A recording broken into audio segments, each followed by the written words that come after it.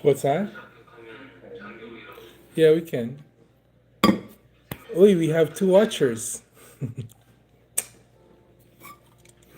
Tambayan lang tayo, guys. Lang magawa si Kuya Puto eh. I was gonna make a video, but nagluto na lang ako. So, nag-hi lang sa inyo. We can talk about whatever you want. Tambayan lang. So, if you have a question, kung meron kayong gustong itanong kay Kuya Puto, comment down below.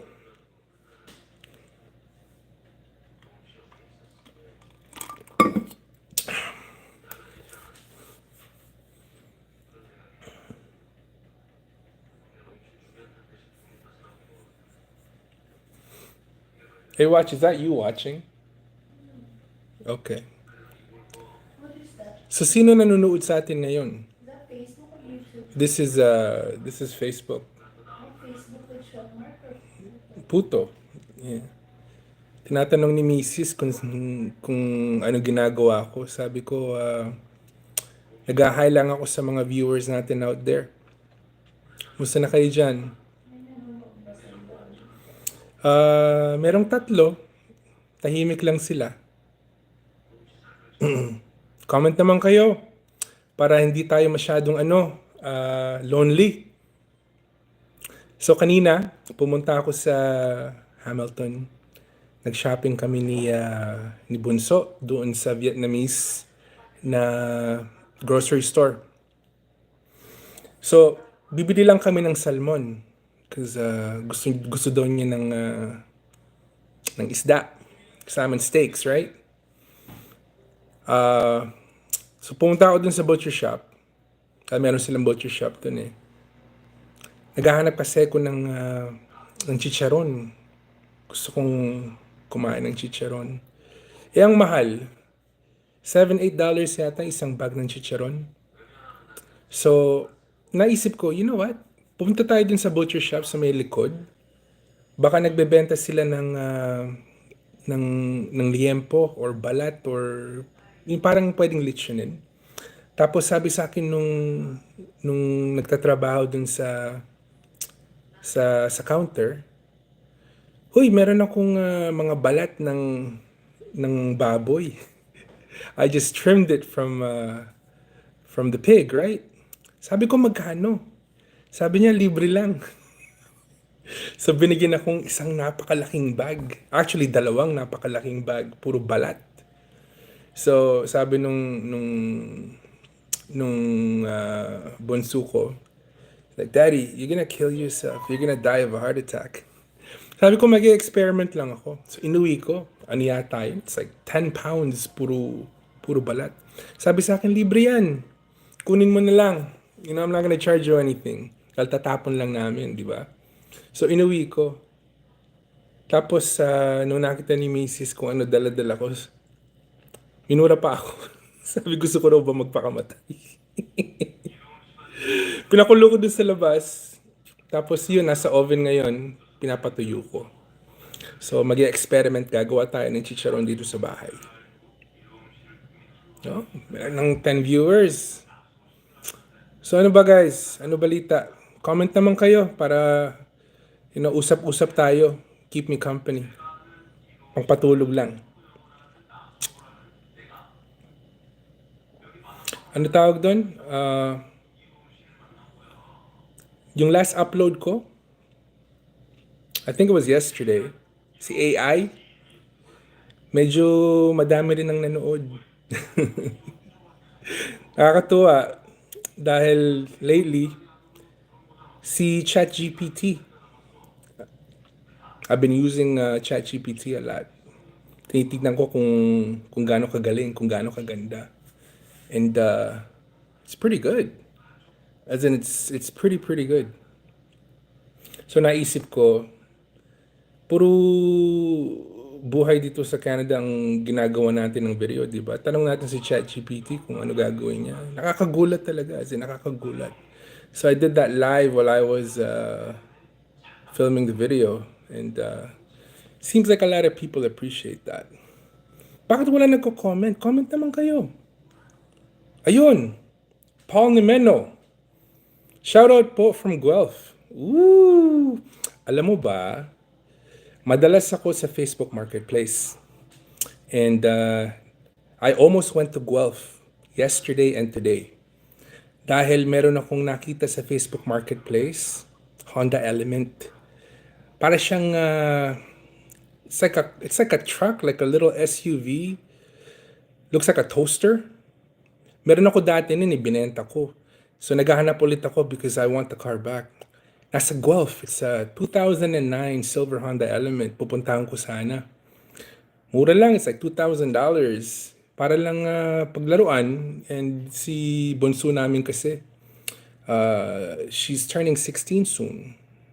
And gustong magmane. Oh, she's turning 15 tomorrow. Birthday niya tomorrow. So one more year. Magdadrive na yun. So naisip ko, hey, you know what? Maybe I should pick up like a cheap $1,000, $2,000 Honda and dun siya mag-practice. And what better car than a Honda Element dahil meron na kami dati nun eh. So I almost went to Guelph. I still might go to Guelph. We'll see. Ate Chris Estevillo. Kumusta po, Ate Chris? Kumusta na kayo? I hope everything is good. Nagbakasyon yata kayo, di ba? So I hope your vacation was good. Ryan Soronis watching from, sensya na malabo yung mata ko eh. Watching from the land of the living skies, Saskatchewan. Ah! Ate Chris, sana nung last week, nandito kayo sa Ontario, nakabakasyon pa yata kayo eh. We were hoping na you can come over and meet everybody. Pumunta sila dito, bumisita sila for lunch. So, sana nandun kayo. I told Susan to call you. Sabi, nakabakasyon daw po kayo eh. But yeah, Guelph. I might be there tomorrow. We'll see. We'll see. So, sino pa ba nandyan?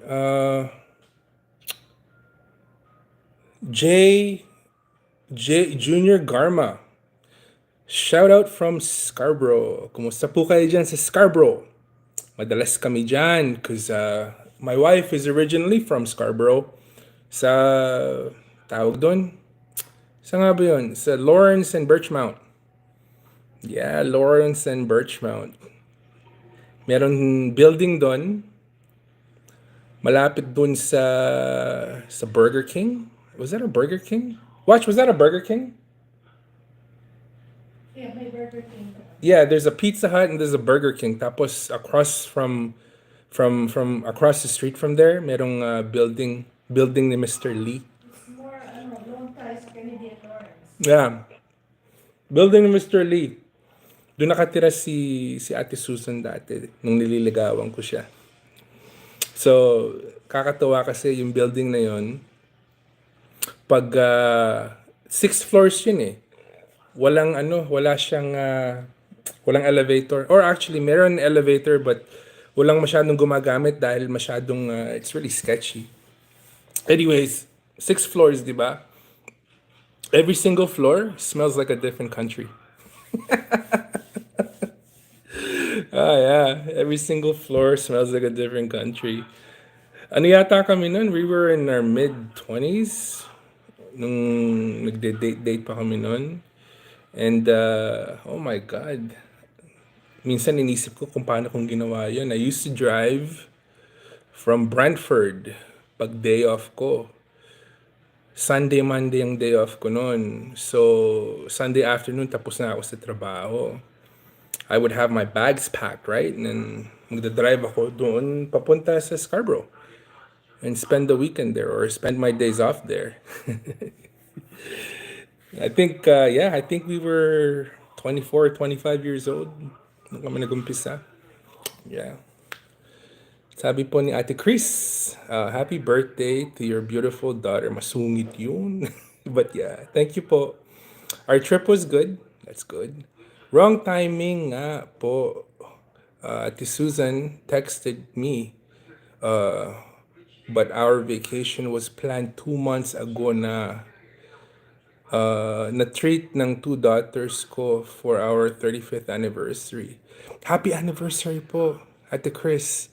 And yeah, Like we really wanted you to come over dahil nandito po sila lahat. It wasn't planned.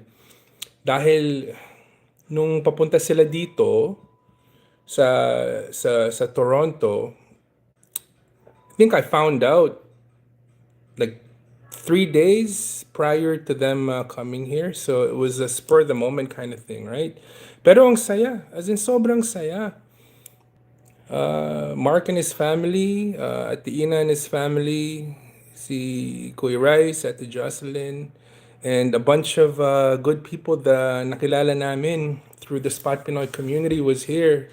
Si Kuya Roland, Ate Wanel, si Marian and Ali Paras, they were here. Rainier and Ate Luvin, sorry, were here. And Kuya Bob and Ate Carmen was here. And if I'm pretty sure kung nanonood kayo neto, you're familiar with the Spot Pinoy community, right? Meron po tayong kaibigan sa United States. Si Ate Cesar, si Kuya Cesar, and his wife was here also. It was a lot of fun. It was a lot of fun. So next time we put something together like that, you know, hopefully we can invite more people. Problema lang kasi ang layo ng tirahan namin, sa bundok kami nakatira eh. Dito sa lugar namin, we're about 55 minutes from the GTA, so Mississauga. And karamihan ng mga taong binibisita nila galing sa Toronto, di ba? And it's a little bit far. But the people that did come, you know, a lot of them came from Toronto. But it was fun. It was worth the drive. It was worth the drive. Water Zura. Good evening po. Pasensya na dahil yung mata ko malabo eh, paggabi eh. Too busy. Shout out po from Winnipeg.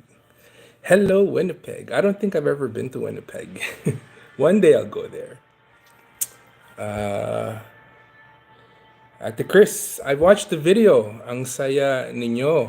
Sayang, I missed it. Don't worry, there's gonna be more opportunities, Ate Chris. You know, we wanna hear you sing. Nagkaraoke kami nun eh.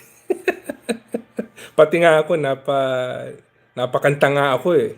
Nagduet kami nung bunso ko. Mahilig kumanta ng Tagalog yung bunso namin. She was born here, pero you know, she took it upon herself to learn Tagalog. And natuto po siya through singing Tagalog songs and watching Tagalog YouTube videos. Self-taught. Pretty impressive. I have to say so myself. Beautiful BC. Ano po opinion ninyo for the new implementation of U.S. integrity visa fee? $250. Any plans to go to the US? Pinag-usapan po namin yan eh, nung nandito sila. Ako po kasi, I have not entered the USA for about 15 to 20 years na. Yeah. I have not been to the States in about 15 to 20 years dahil nagka-incident ako nung bata ako doon sa border. And parang na-phobia ako. Kinukwento ko nga sa kanila nung nandito kami nung party. Ano yata nun eh, I think I was 23 or 22 years old. Parang ganun, right? So it's been over 20 years. Dati po kasi, mahilig akong mag-workout, right? And dati, I started to lose my hair, so I shaved it. And at that time, I drove a very, very loud car that was slammed to the ground. And I started to get tattoos nung mga panahon na yon. And I had a friend sa trabaho, sabi niya, oh, lika, punta tayo dun sa Buffalo across the border. On the other side of Niagara Falls, right? Shopping tayo, sabi sa akin. Sabi ko, okay. So, we drove to the border. Dati, that was around the time dati, you know, they started requiring na magdala kayo ng passport. Dahil, before that, pag meron kayong driver's license, you just cross the border. Ayos na yun, right? Di kayo questionin. Lalo na kung Canadian citizen kayo. Eh, wala akong passport nun because I don't really cross that border that much. So pumunta kami doon. Tapos sabi nung yung border agent, where are you guys going? You know, typical questions. Sabi ko, officer, we're just going across the border to go shopping. Blah, blah, blah, blah, blah, blah. Problema kasi ganito, I think I was profiled. You know, that's the reason why I was saying to you guys, oh, at that time, I drove a very, very loud sports car and it was slammed to the ground. I just shaved my head. You know, I looked like a gym rat because I was lifting a lot of weights back then. And I looked like a drug dealer, I guess. So I got racially profiled in my opinion. Dahil sabi sa akin, dali mo yung kotse mo doon sa canopy. Like over there, over there, over there. And someone's gonna talk to you. Long story short, guys. Pinapunta ako doon and there was an immigration officer. May kasamang aso. Yeah, like border patrol. Sabi sa akin ng agent, we're gonna put the dogs to your car. You know, we're gonna search for firearms or narcotics. They asked me first, do you have any firearms or narcotics? Sabi ko, oh, wala, wala. We're just gonna cross the border to go shopping. So, nandun kami mga 4 na oras. I was scared. Dahil meron sa akin nagsabi dati, pag daw, if they suspect na meron kayong dala-dala na, you know, narcotics or firearms, like illegal substances, which I never do. I don't. You know, I'm clean, right? Pwede nilang dismantle yung kotse mo, yung vehicle mo, and they don't have to put it back together. Yeah. So, takot na takot ako. Sabi sa akin, are you carrying any firearms or narcotics of any kind? Sabi ko, no, officer. I have a half-eaten pizza in the trunk and a bunch of half full soda containers from McDonald's. Pero, you know, obviously they got to do their job. So 4 hours, and after the 4 hours was done, they put the dogs to my car. Sabi, you know, turn around, go back. You know, they denied us entry, right? Ever since then, I never crossed. So unfortunately, to answer that question again, I really don't know. I really don't know. I'm sorry. Because I haven't crossed the border in such a long time and I don't really intend to cross the border anytime soon. So, pasensya na po. But I will do some research on that. Hindi ko po alam na $250 pala yung fee. That's new. That's very, very new. Sabi po ni Ate Chris, is Hamilton Festival done na po? Oh, I'm not sure. Every year po, they have Hamilton Extravaganza. The last 2 years, meron po kaming tent dun for kay Susan. Pero this year we didn't participate because we were too busy. You know, dahil it's fun for all of those people that are watching na not familiar.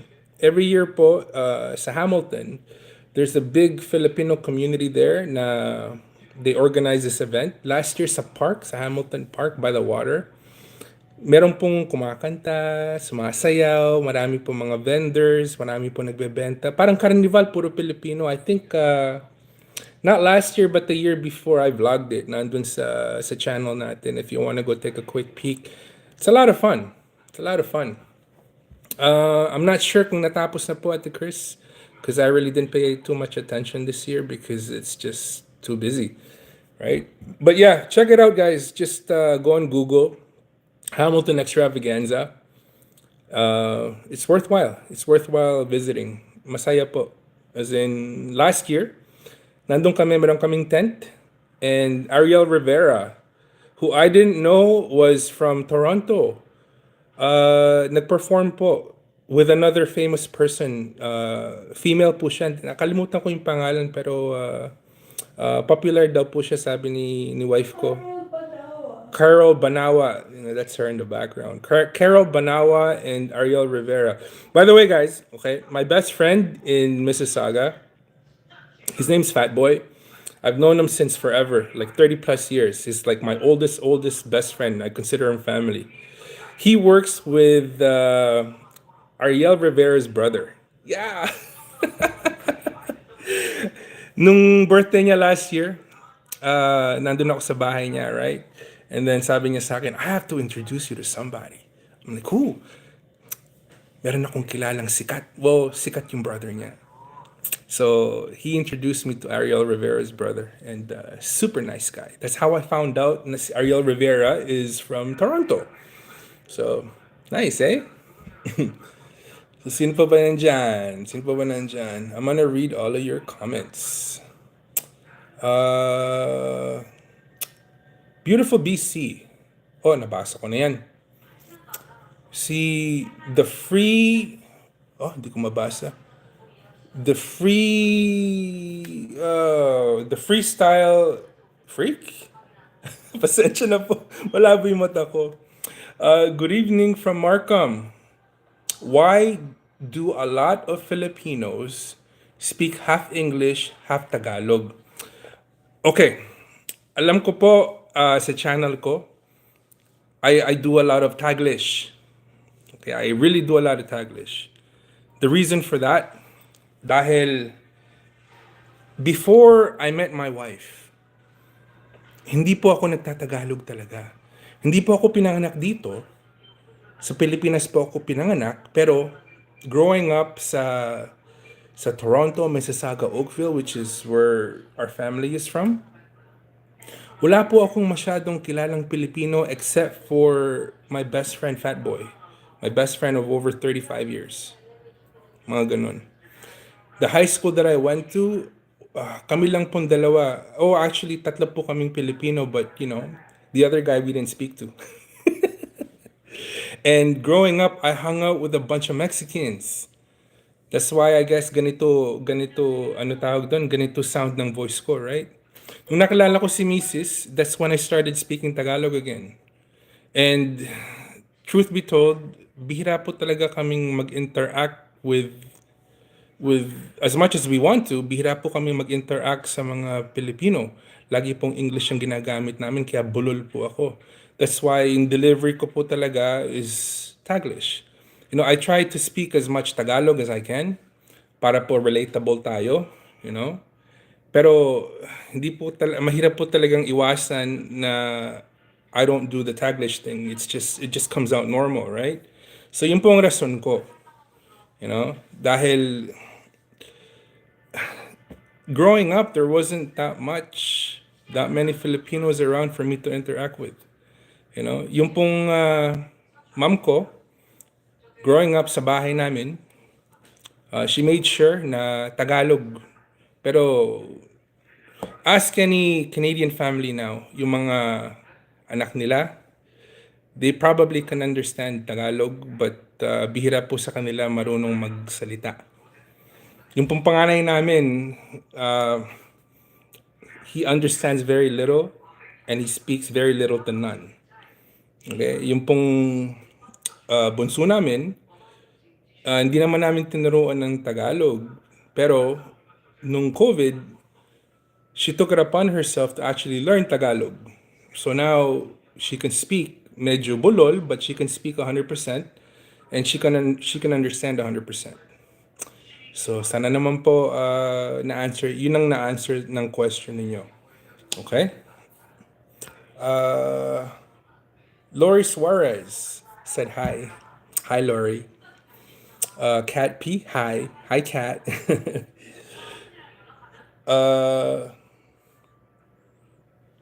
Paul Nemeno. Sabi po ni Paul Nemeno, what's the best and worst thing working in the casino, Kuya Puto? Oh. The best thing working in the casino, sa akin po kasi, I did not consider it work. You know, sa akin po, I honestly really enjoyed waking up, getting ready to go to work dahil hindi po, pakiramdam po hindi trabaho eh. To me, it felt like pumupunta lang ako sa eskwelahan, nakikipag-hangout sa mga kaibigan ko. That's why I guess I lasted so long, di ba? So, I even bad, you know, everybody's gonna have bad days, di ba? But even, you know, during those bad days, they were still very tolerable. And I know this is gonna sound cliche, but talaga pong na-enjoy ko yung career ko doon. That's why I always looked forward to going to work. I really did. So I guess if I had to answer that question, what was the best part? To me, yung mga katrabaho ko po, the people. Because y- it's hard to admit, pero totoo po na I spent more time with the people I work with than my own family. Dahil nandun po kami lagi sa trabaho, like, right, 8 hours a day, 5 days a week. And you get to build like very, very strong bonds with all of these people. And, a lot of them became our friends, right? My friends. So that's the best part for me, okay? The people and the fact that I actually really, really enjoyed the job. The worst part is the schedule. The schedule sucks pag wala kayong seniority. Nung umpisa, wala po akong seniority, so tinatapon po ako sa gabi. Schedule ko noon laging panggabi. And it's hard on the body. Dati ayos lang dahil bata pa ako, di ba? Pag bata kayo, kahit di kayo matulog ng isang linggo, ayos lang eh. But as you get older, mahirap sa katawan. Schedule really, really sucks. It's not very healthy for family. Marami pong mga pamilya na they broke apart dahil, you know, yung, I'll give you an example.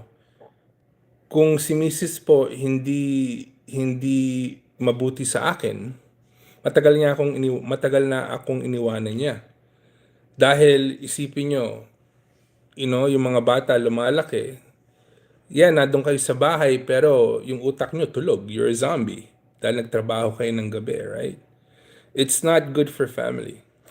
It's not good for family. The schedule really sucks and it's not good for family.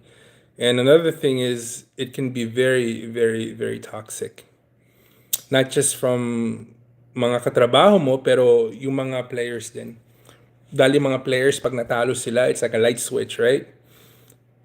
Una, napakabait sa'yo. Kasi napakabait sa'yo. Pero pag, when they start losing, it's like a light switch. Kayo yung demonyo. They look at me as the demonyo. Right? So, yeah. I hope that answers your question po. Kuya Paul Nemeno. And, Water Zuna. Sabi po niya,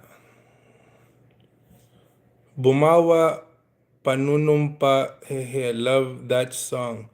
Carol Banawa Panunumpa. Yeah. Yeah. We saw them perform live doon sa Hamilton extravaganza last year. They were good. Sabi po ni Ate Chris, the Salmon Festival in Vancouver is nice, as well as the Multicultural Festival in Montreal near the Old Port is awesome too. Oh yeah. Yung pong brother ni Susan, my brother-in-law, lives in Vancouver. We used to go there all the time. Oh, they used to go there all the time. Bihira akong bumisita doon dahil takot ako sa aeroplano eh. Yearly, binibisita nila yung brother-in-law ko doon sa Vancouver and naiiwan ako dito sa bahay. Lalayo ako mag-aeroplano. Takot ako sa aeroplano. But yeah, one of these days, I'll get over my fear of airplanes. Sabi po ni Ricardo Limac, Buhay Canada. Pa-shoutout po, Kuya Puto. Shoutout, Ricky the Mechanic. Oh, Ricky the Mechanic.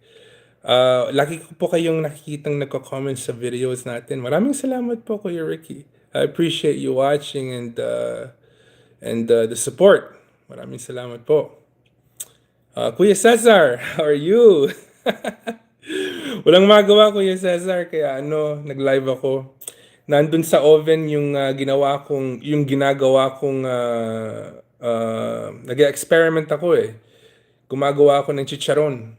So nasa oven ngayon dahil pinakuluan ko kanina.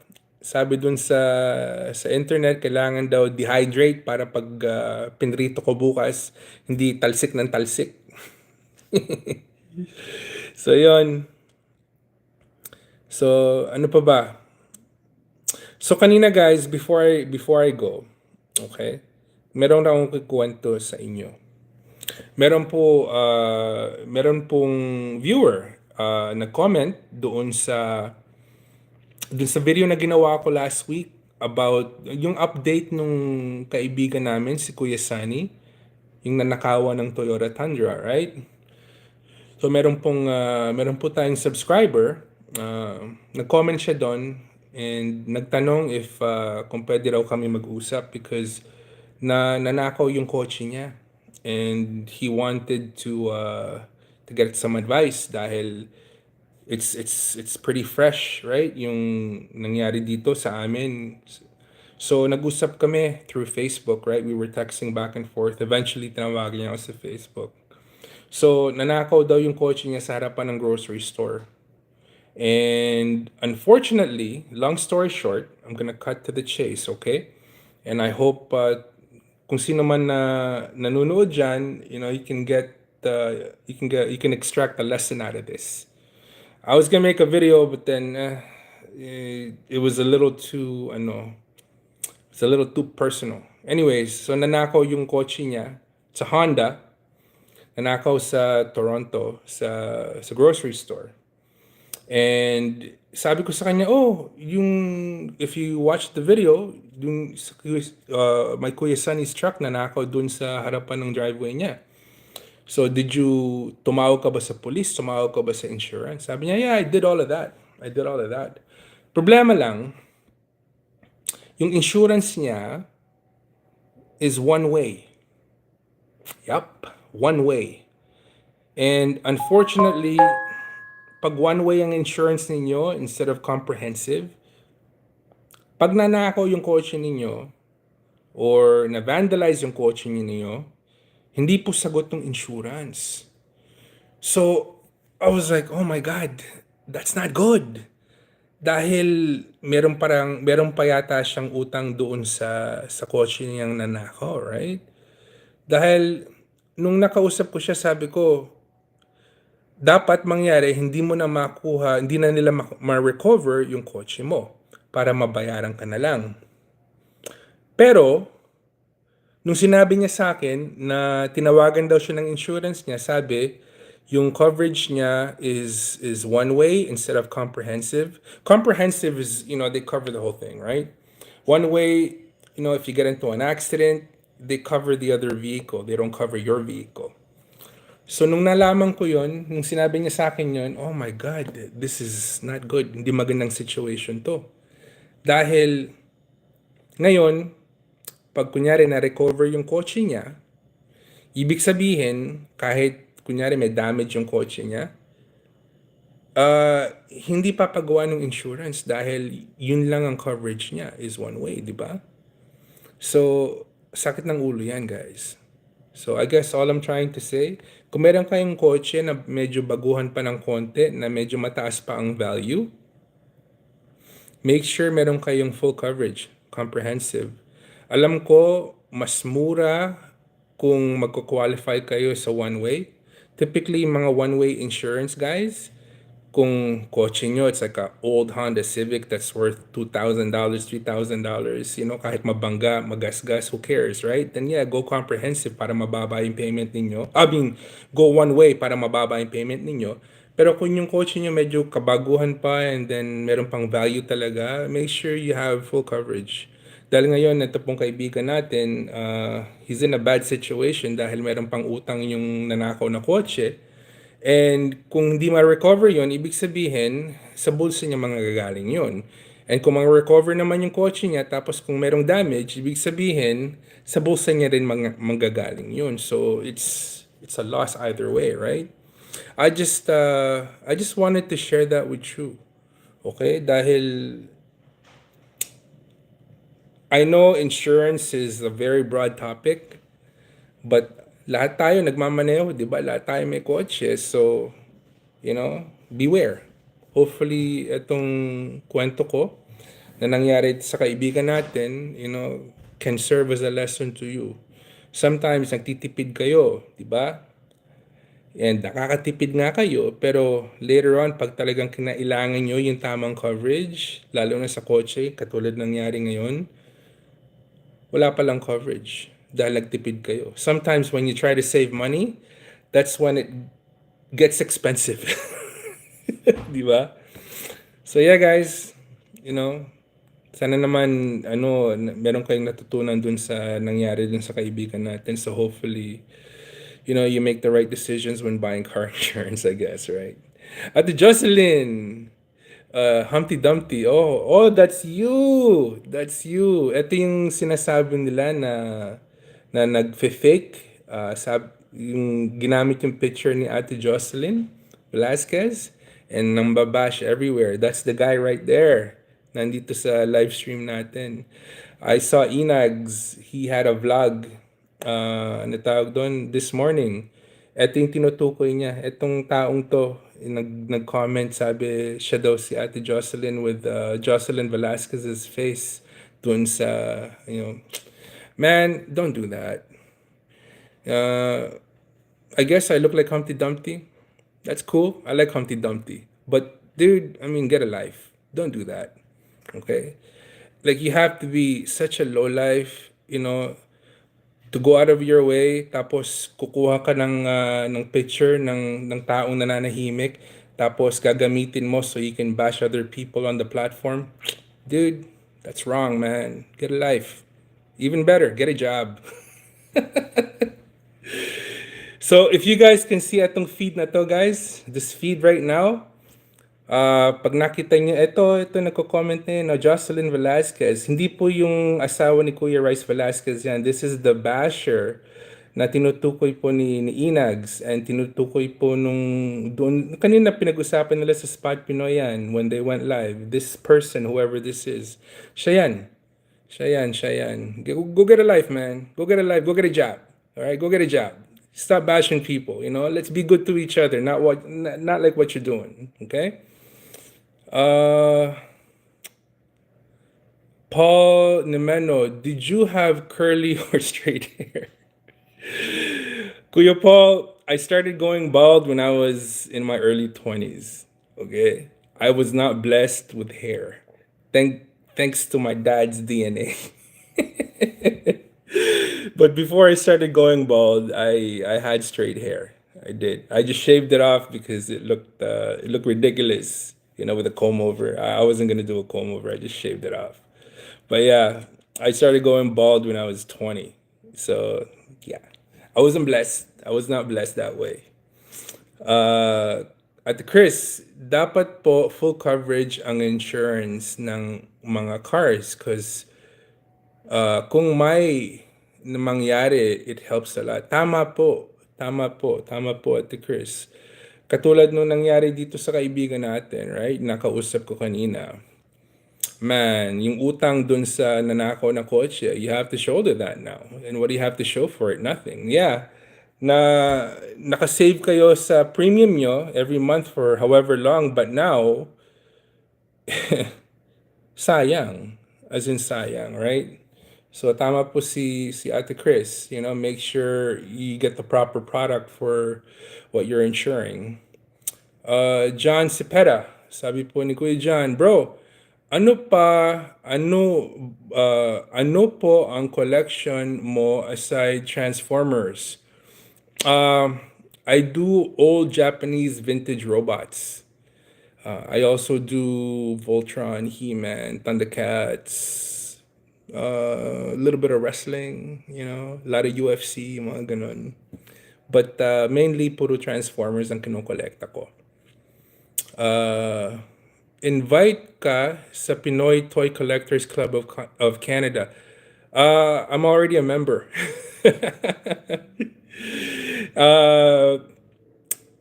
I know Andy Lim Gutierrez and I know Raymond Gamo, and I remember nung bago pa yung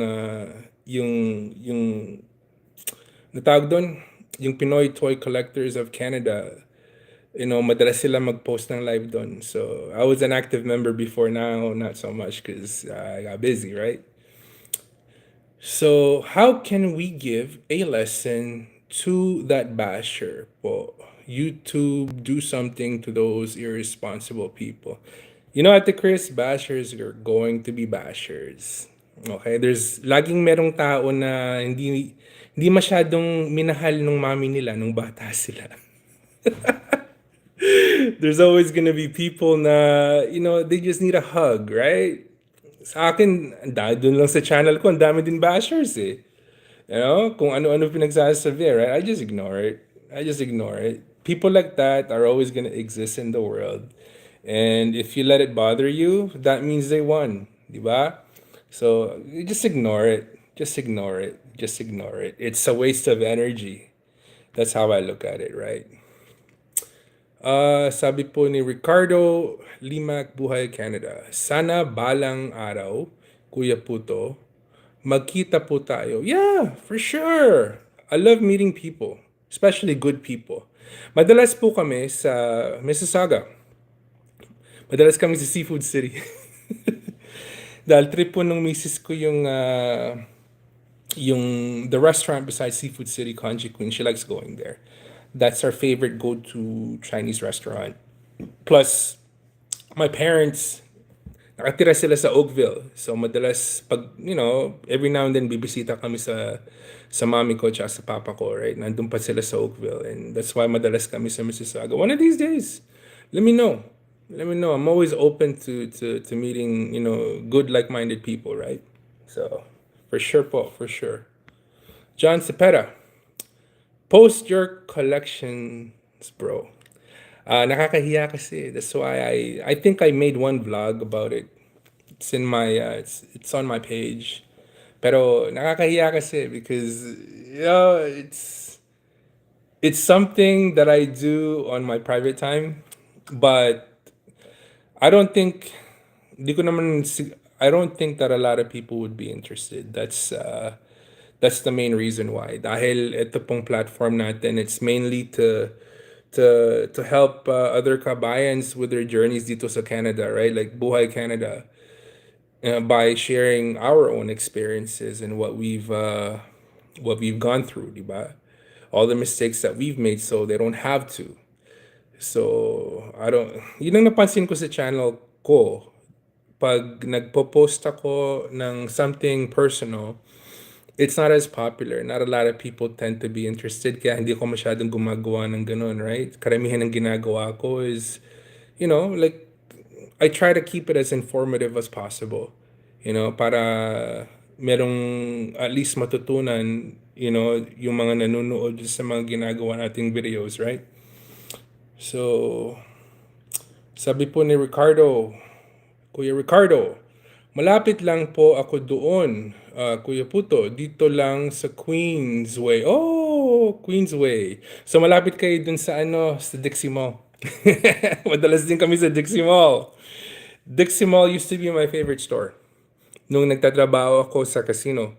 Dahil dun ako bumibili ng shirts dati. Because I used to wear a suit at work, right? And yung shirts with a tie, dati binibili ko sa Club Monaco, sa Square One, sa Sherway Gardens, and they're like 50, 60, sometimes $100, right? And then a friend told me back then, nung bata kami, punta ka sa Dixie Mall. Doon, $6 lang yung shirt. So madalas akong bumili ng shirt doon, $6 with a tie. Just throw the tie away.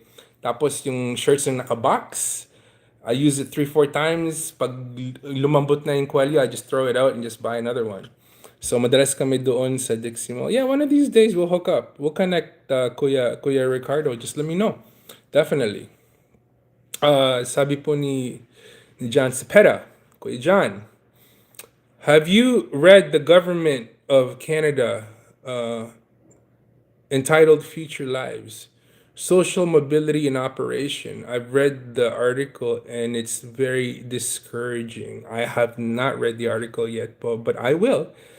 Sometime tonight in the bathroom. I'm sorry, no, I will. I will. No, I'm not familiar with that, but not yet, but I'll definitely read about it. Ricardo said hi. Pasensya na. Living Pinoy PNW.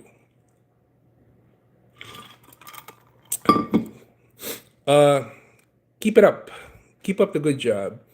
I always watch you from Seattle. Nice. Shout out Seattle. Maraming salamat po. I'm just a little bit older than you and retired already. Thank you. Oh, that's wonderful po. That's wonderful. That's wonderful. Just so you guys know, okay, I'll be 100% transparent. The only reason why I am retired, or the only reason why I was able to retire at 45 years old, is because of my wife.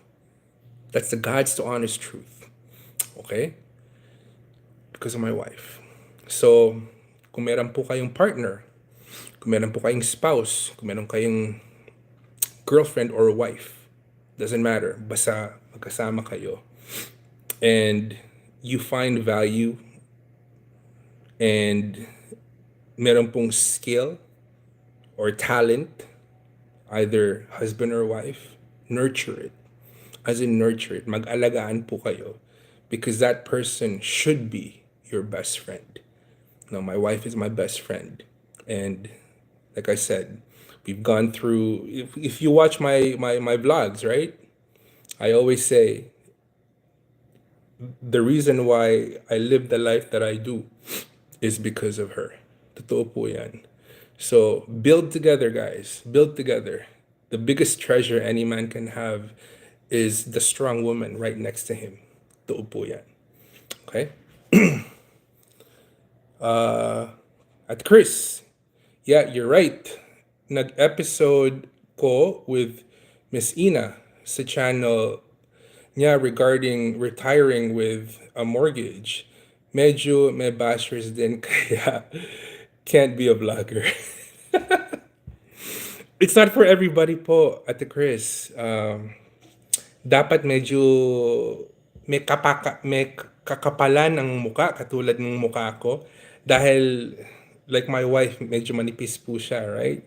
She gets upset when other people are not positive with her. It's just her personality, right? And kaya she's always behind the scenes. That's why ako wala akong pakialam because for 26 years at the casino, I was one of the faces of the casino. I work with the public, so sanay na ako sa ganun, right? Talaga makapal yung mukha ko talaga. And it's hard to take criticism sometimes, especially from random strangers, di ba? Tapos kung ano-ano sinasabi sa inyo na masakit pakinggan, masakit sa damdamin. So, yeah, it's not for everybody. You gotta have a thick skin. Katulad ng kapalo. Ricardo. Kuya Ricardo. Opo, dito, work ko sa Humberview. Group Volkswagen. Volkswagen. My, okay. I guess you've seen this in Kuya Mark Carino's vlog or Kuya Rice Velasquez vlog. Pinakita ko po yung garahe ko sa kanila and they vlogged, well, they took a shot of my 1990 Volkswagen Corrado. Yeah, I have a 1990 Volkswagen Corrado and I've had that forever. And sabi ko sa wife ko, pag namatay ako, di ko kailangan ng kabaong.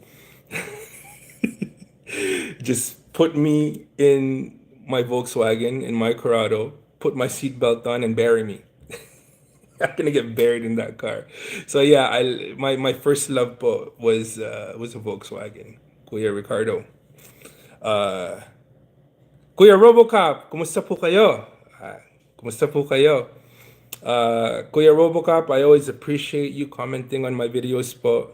It's always delightful when I see na nagko-comment po kayo dahil lahat po ng sinasabi nyo, it makes 100% sense, very logical and very responsible, and I appreciate you po.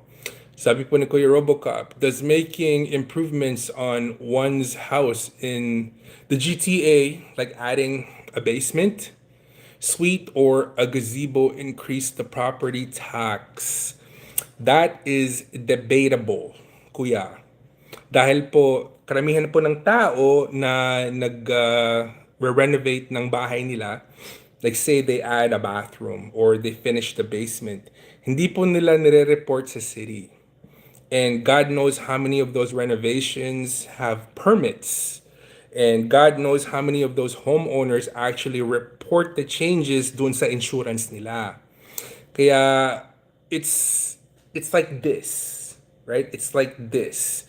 Typically, if it's done legitimately po, like say you increase the square footage of your home by fixing the basement, adding a couple bathrooms, or even a kitchen or a walkout, like a legal basement apartment, it should, in theory, raise the value of your home because of the reno. But at the same time, it would also increase your taxes. Dahil all of a sudden, you have two extra bathrooms that are hooked up to the city sewer lines and water lines, right? So ganun po yan.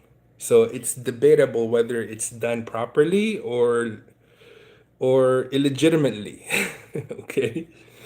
I've seen houses where ginawa po nila ng tama. They added a bathroom, they fixed the backyard. Obviously, karamihan po kasi ng subdivisions sa GTA, they're all cookie cutter houses, right? A lot of them are cookie cutter houses. So a whole row on one street, pare-pareho yung design nila. But then yung mga homeowners, they make theirs a little bit different by finishing the basement, adding a bathroom, fixing the backyard. So, pag binenta po nila, obviously, pareho yung Unit A and Unit B, but then Unit A offers more through renos, so Unit A would sell for more. If all the renos are done legitimately. But thank you po, kuya. Thank you po. John Cepeda, watching from small town Hardistry, Alberta, Canada. More power to your channel. Maraming salamat po, Kuya John.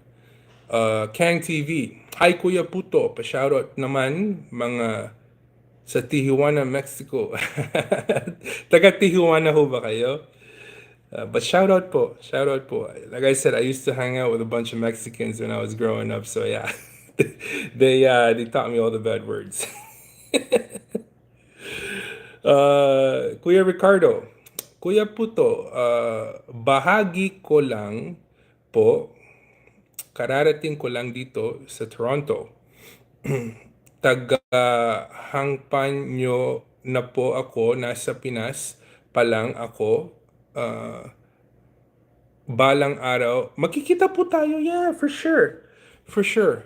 One of these days, either pag pumunta ako sa Mississauga when I go visit, or if Spot Pinoy ever holds another event, a get together, make sure you show up po, Kuya Ricardo. I'd love to meet you. A lot of the people na pumunta po dito sa bahay namin last Monday, nakilala ko lang po through the Spot Pinoy community. Believe it or not, yeah. Dati, wala namang kaming kilala, right?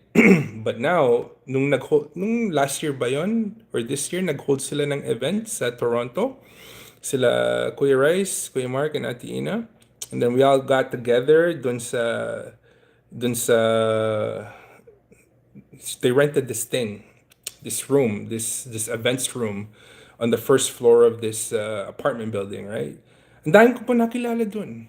A lot of them became our friends, believe it or not, yeah. Like Kuya Radier, Ate Luvib, we met them there. They became our friends. Kuya Roland, Ate Wanel, they became our friends. A bunch of other people became our friends. Dun lang po namin sila nakilala. Now we talk like regular people. It's a great community po. A lot of positive, like-minded people.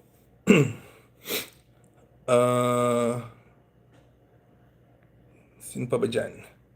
Chicky and Chago channel. Agree po, Kuya Puto. Shoutout po at Chicky and Chago. Chugu channel. Pasensya na po if I can't read it dahil ang liit eh. I don't got my glasses with me right now. Chugu. There you go. So, yeah. Nasa oven pa rin yung yung chicharong ko. I'm trying to cook it. Anyways, guys, I don't go live much. But this was fun. Hopefully, we could do this again. I'll try to do this more just so I can say hi to the community. Okay? So, turn off ko na yung oven ko. Let's just. Oh, it's almost 11. Tutulog na ako. I have a long day tomorrow. But thank you everybody, guys. Well, thank you everybody for interacting with Kuya Puto here. All right. Have a good night. I'll try to upload a video tomorrow, so watch out for that. Okay, guys. Bye for now.